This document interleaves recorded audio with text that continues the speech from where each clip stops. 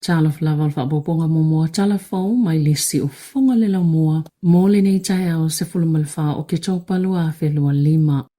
Wauna ine se tangata su e tino mali liu le atuna o lau tele ina ia whaonga ofu whaola. Ina ua omona whaala wiloa le unga ona su e ngai le maliu se tau le ai 5 tasi tau sanga le matua. I se whaala velave i se vaai au ke lani i sa sae. Na malemo te vita moe a kiola o manurewa i se whaangotanga ina ua sae le vaai latai Music Point i le tau sanga i lua whelua lua. Na mawhaiona whi ausi nisi tangata se to alua sao lato yei whaktasi i le pa o mātou pe tae e le i mawhai e moe a kiola o na tau nuu. Na maua muli anelo na tino o peopea e lata i le pa o mātou. Na whaalia ini ata i lunga o penga of sota inga i la tau e to tolu i le aso na alua i la lato whaiva i le aima se tasi na ofu i se ofu whaaola. O le reporti al tangata su e na whaalia ai. E fōlinga mai ele i whaonga aina e moe a kiola se ofu whaaola e le i lava fo iona ofu. E tala whea ngai ma le whangotanga, to e le aini masini mo sota inga e le a whaina i le susu i le taimi o lo lato whaiva.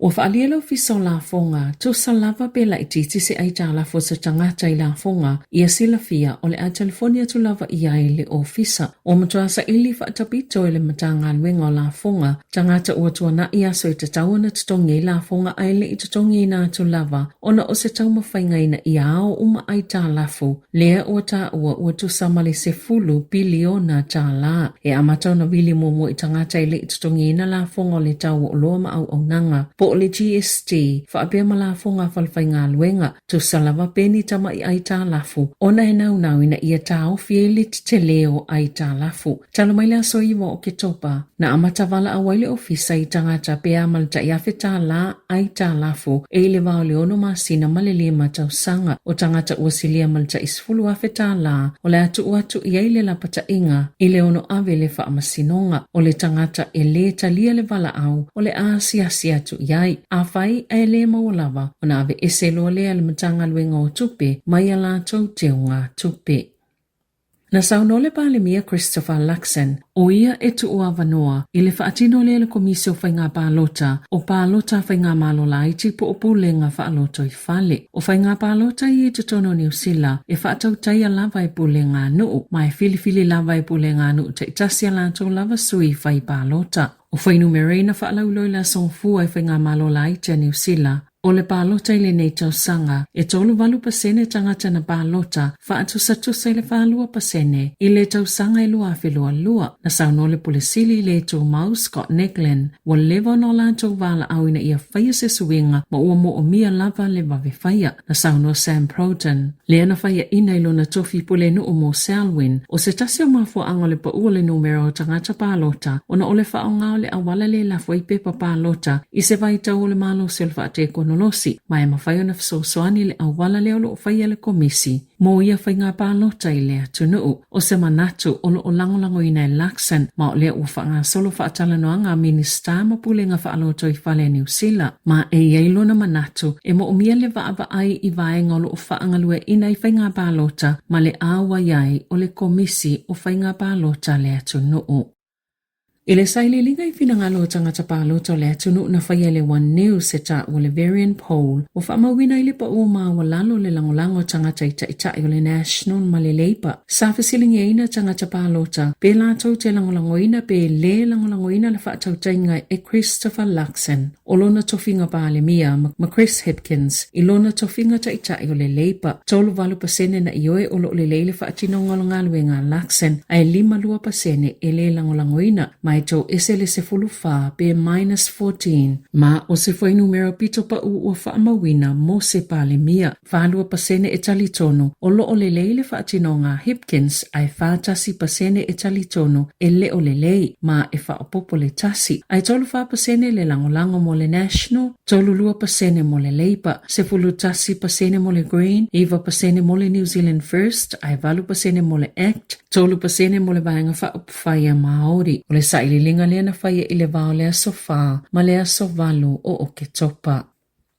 Sa whaamatala i se teinea o ngā se fulu tolu tau sanga le matua le checkpoint a le leite o New Zealand, le tūlangana o iai i lea onga, ona o a mionga anisi o tama onga. lea na lai lava o na sui lea o ngai alu iai, na malie wha amatala le checkpoints ma le wha naunonga ina ia mawhaia na viso soani i foi i si teinea onga. Talo na tala no le checkpoints ile to stalo se ripote winga le pupolenga, ile si itia pia winga tu whanua nisi o tama ya onga, ua ta uai le whailoa tu eni whaia onga, ma nisi tamaitia onga, le fia tala no ile tu langolo o lato mata wina i tutonoa onga, safa amatala ina ile tene i titis fultolu tau sanga, le ese o winga o nisi o ia tama onga, ma e pei e wha o Sofia, ono o nisi e pei o le tangata ingo ya Andrew Tate, le malo losi winga whailonga lanu e wha sanga, ile i tu pao tamaitai. E pei o upo tau te tala ia tamai wha tamai ai, o ilantou e wā lea ma lea o ngā, o winga fo ilantou te wha lia o loo tamai ai, o tamaitai e te tanguna toi fo i le umukuka, ma o tamaitai fo i le te tanguna whai ngā luenga, ia awane i le lei lea onga, mai si lava winga wha alia, wai ui lava ina mumusu i si tēnei te mai lea onga. I se ripoti talua ina le asosia whaia onga le PPTA, ua wha au popo ina le numero a tama onga ua tōsi nātu, i le lalolangi o winga mamanatu ua silia ne lava i lātou, i lo isi, po le i tūpao ali i e sili atu, ona ua wawa aima wha alongo i manatu wha ilonga lanu e wha sanga i le i tūpao tamaitai, o loo wha lau i loa i lunga upenga ta wha ilangi, ma tangata o loo whaia i a mionga, wa una ina le teines fultolu tau sanga malona tina, ia onga wha apea ma le malo, ina ia sila le wha awhitauli le nei o loo tupu, ma ia wawe whaia i eise ngā yoinga, ina ia awane i whia ngai fo i manisi tēneiti, le wha awhitauli lea na whia ngai ma lea tēnea onga.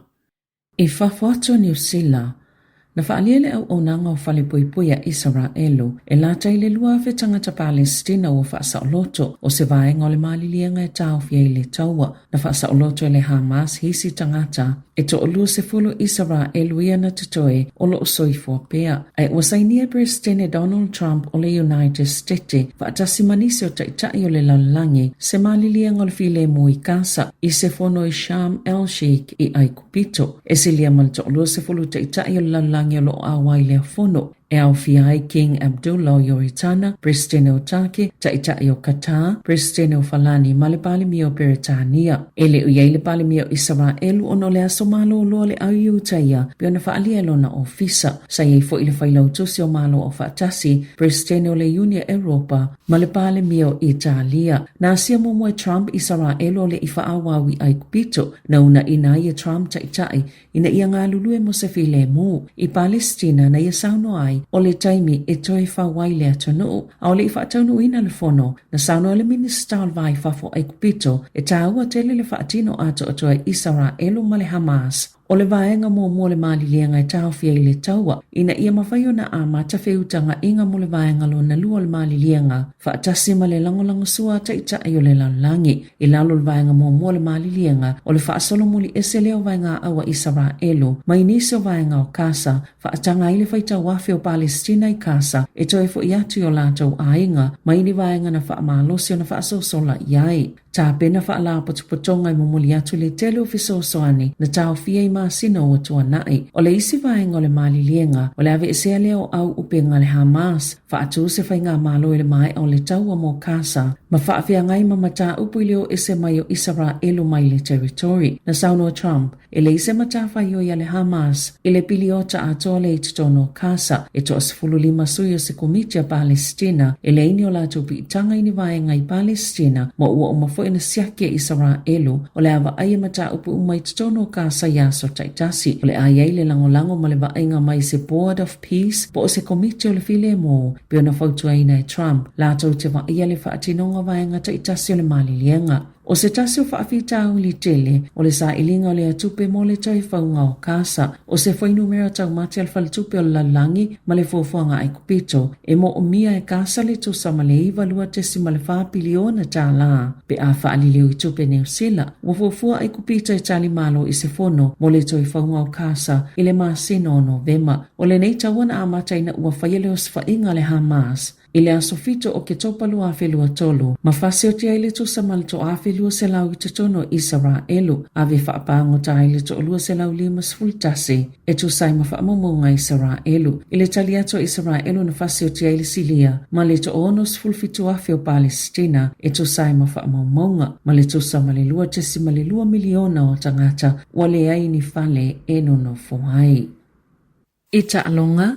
Wa mai ona filifilia le to'atolu 10 le olopeleki mo lana malanga ta'amilo le fai unga le tau sanga. Laina iluma Cody Taylor, Samisoni tau kei aho, George Bell, Ethan DeCroot, Tamaiti Williams, George Bauer, Fletcher Newell, Basilio Tosi, Te Vita Mafileo, Scott Barrett o le kapiteni, Patrick Tuipulotu, Fabian Holland, Josh Lord, Sami Benifinau, Simon Parker, Adi Savi o le sui kapiteni, Dublisis Kirifi, Wallace Titi, Pitala Kai, Maluk Jacobson, Laina Itua, Cortes Ratima, Cameron Roygard, Finlay Christie, Bowden Barrett, Damon McKenzie, Anton Leonard Brown, Jody Barrett, Oleisilia Sui Kapiteni, Queen Tubaya, Billy Proctor, Lester Fainga Anuku, Rico Ioane, Caleb Clark, Sevu Rees, Leroy Carter, Will Jordan, Ruben Love. Oilato ule filfilia ono manuanga, Tyrell Lomax, Topova Ai, Noah Hotham, E Moni Narawa, Ollie Norris, Ofatunga Fasi, Asafo Aumua, Ma Stephen Berofeta. Eta alolo ulpeleki ma ayalani le asosa, le asoluo November, ta aloma skotilani le asosa, le asoivo November, ta aloma engelani ile asosa se fuluono November, ma le ta alonga mawelese ile asosa lua se fulu tolu November. Ta alafo wia malesi ufonga le laumoa, mo le neiva hengo le tae ao.